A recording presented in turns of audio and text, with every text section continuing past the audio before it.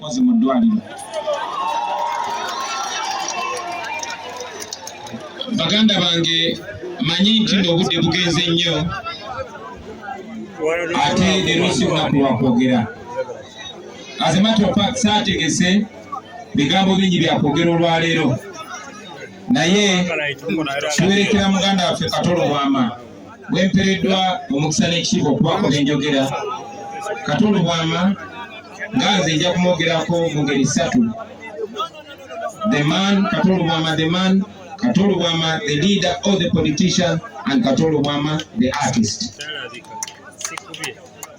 Abasinga obungi kuffe tuconnectinga ne Kato Lubwama mu ngeri ezo ssatu. Kato Lubwama ye ng'omuntu obutafaananako ne bannaffe abatuusa ebigambo kubanga tuzika omuntu. Ze personally tabadde kyali wange nnyo, naye nga wa muwendo eri families ze tubeeramu nze naye, family y'aba artist ne family y'abakulembeze. Obubaka bwange obwa Kato Lubwama ng'omuntu nabuderivalinga eri family ye binakyalayo okubakubagiza, era nja kuddamu leero bubaka bwa kusaasira nga buva eri nze n'ab'enju yange wamu n'ekibiina kyenkulembera. Tunyolwa wamu nammwe tubasaasira, era bwe tuli Baganda tuyimirira wamu mu buseera obwakazigizigi nga buno. Era okufaananako n'abantu abalala bangi badde bakyogerako. Kato Lubwama ye abadde uniquely controversial, nti nammwe abali wano bangi nnyo kizibu okusanga Kato Lubwama gw'ataavumako. Abamu yabavuma nnyo, abamu mpola mpola, abamu direct, abamu indirectly. Naye nga basinga obungi gwe Zambaali Kato Lubwama yakuvumako, gwe Abe Mukibi Kato Lubwama yakuvumako, gwe Bajjo in fact yakubamu ne kumpi gwe Bajjo. Kato Lubwama buli omu yamuyisaamu eggaali, olaba ne Katikkiro yamuyisaamu eggaali. Kati oyo Kato Lubwama. Era Lord Mayor abadde ayogera wano, ayogedde ku lunaku lwe twamukyalira. Kato Lubwama ne bw'aba aweddeyo ng'era alina okuleeteramu kezalawo. Naye nga ewaffe ffe ba artist, I would say this is an artist thing. You wouldn't understand very easily. Okumu-understanding nga kibadde kikwetagisa naawe okubeera ng'oli ku frequency eyo nga artist. So tumusibula muganda waffe nga tumuwa ekitiibwa, era muganda wange Kato Lubwama nga bwe nakyogerewo ne kati nkyogera ndizo ogenze ndikkiriya naawe 5 nga sinamba. Era nkakasa bwe tuneegwako mu party 2 tujja kuba nga tuli easy.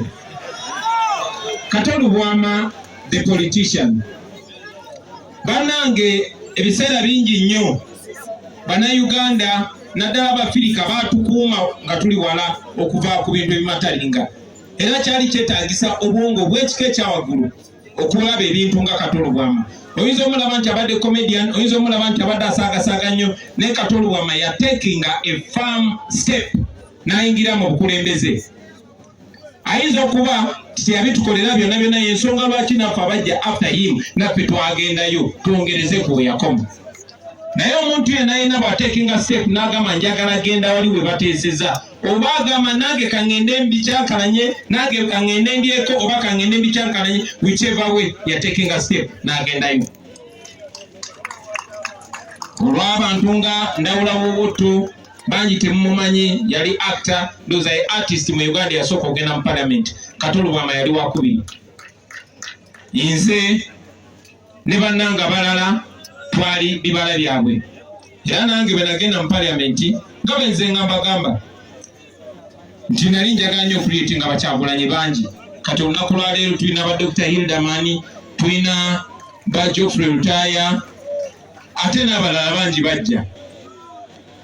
Naye Kato Lubwama tuyinza okuba twali tetukanya mu bintu bingi, naye simujjukirangako nga Kato Lubwama mu bukulembeze bwe yawagirako okunyigiriza abantu.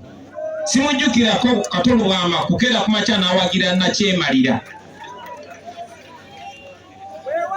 Sijjukirako Kato Lubwama kuwagira kuwamba abantu baffe kibadde kimukwatako nnyo ng'abaana ba Buganda bawambibwa ne batemulwa ne battibwa nga bawambibwa abo abawamba ensi yaffe nga bayambibwako mwanattu bannaffe bataata baffe baganda baffe bamaama baffe betuwa ekitiibwa.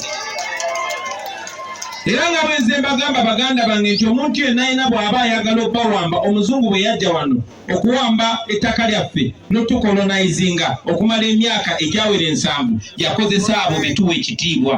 Bw'otuuka wano ani gwe bakkiririzaamu?